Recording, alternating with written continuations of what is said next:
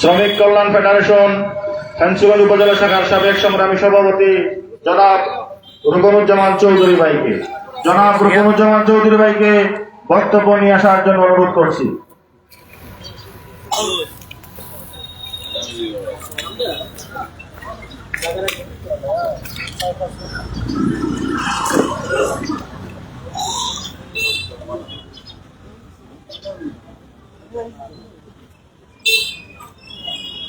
আমি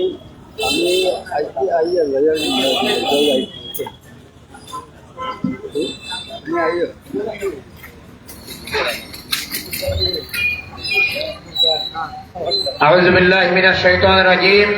বিসমিল্লাহির রহমানির রহিম। বাংলাদেশ জামায়াতে ইসলামী কর্তৃক আগামী জাতীয় সংসদ নির্বাচনে সংসদ সদস্য পদপ্রার্থী জননেতা জনাব মাওলানা লুকমান আহমদের সমর্থনে ১ নং সদর ইউনিয়ন কর্তৃক আয়োজিত আজকের এই নির্বাচনী সভার সম্মানিত সভাপতি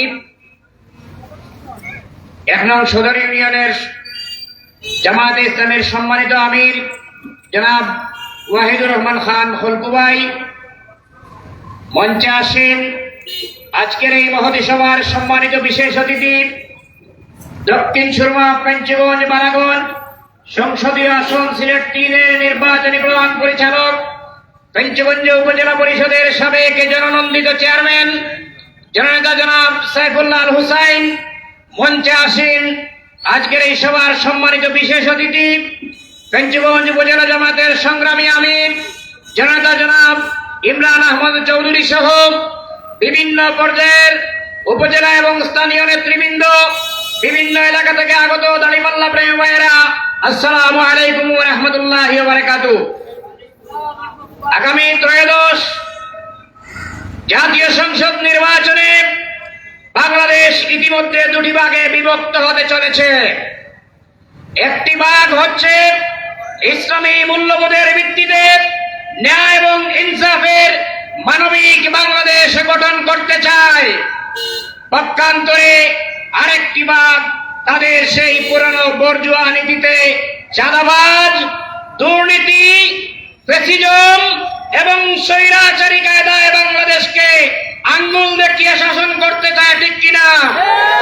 ইতিমধ্যে আমাদের মোহতারাম আমিরে জামাত সুস্পষ্ট জানিয়ে দিয়েছেন ৮ দলীয় ঐক্যজোটের ভিত্তিতে আগামী ত্রয়োদশ জাতীয় সংসদ নির্বাচনে বাংলাদেশের ৫৬,০০০ বর্গ মাইলের আপামর জনতাদের সাথে নিয়ে একটি মানবিক বাংলাদেশ গঠন করার লক্ষ্যে এই সংসদীয় আসনে দাঁড়িপাল্লায় ভোট দিয়ে যদি আমরা মাওলানা লুকমান আহমদকে সংসদে পাঠাতে পারি, আমরা আমাদের এলাকার আশা আকাঙ্ক্ষার প্রতিফলন ঘটাতে সক্ষম হব ইনশাআল্লাহ।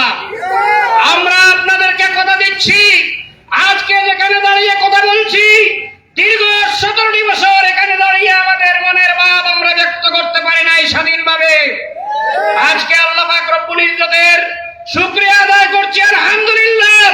জুলাই বিপ্লবের মধ্য দিয়ে, বৈষম্য বিরোধী ছাত্র আন্দোলনের মাধ্যমে হাজার হাজার জীবনের বিনিময়ে আজ আমরা আমাদের স্বাধীনভাবে আমাদের কথা ব্যক্ত করতে পারছি।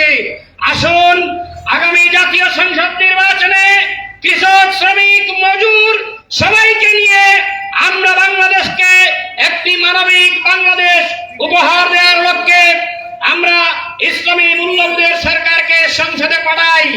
আপনাদেরকে সাথে নিয়ে যদি আমরা একটি ইসলামী মূল্যবোধের সরকার গঠন করতে পারি, আমরা কথা দিচ্ছি এই পঞ্চগঞ্জে দাঁড়িয়ে কোনো চাঁদাবাজের টাই পঞ্চগঞ্জে হবে না, কোনো সন্ত্রাসী দুর্নীতিবাজের টাই হবে না, কোনো থানার দালালের টাই হবে না। আমরা সন্ত্রাস মুক্ত, দালাল মুক্ত, সুদ, জুয়া এবং রাহাজানি মুক্ত এই জনপদ গড়ার লক্ষ্যে আসন দাঁড়িপাল্লা মার্কায় ভোট দিয়ে আমরা আমাদের সোনার মানুষদেরকে সংসদে পাঠাই। আল্লাহ আমাদেরকে সেই তৌফিক দান করুন। আসসালামু আলাইকুম ওয়া রাহমাতুল্লাহি ওয়া বারাকাতুহু।